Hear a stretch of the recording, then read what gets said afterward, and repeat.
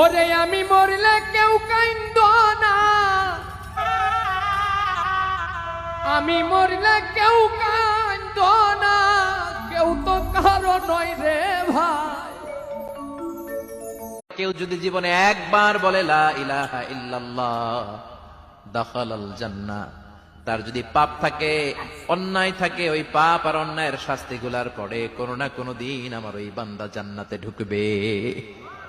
তুমি রাহিম কারিম সত্তার, তুমি খালিক মালিক জব্বার। তুমি রাহিম কারিম সত্তার, তুমি খালিক মালিক জব্বার। সবই তোমার দয়া প্রভু, সবই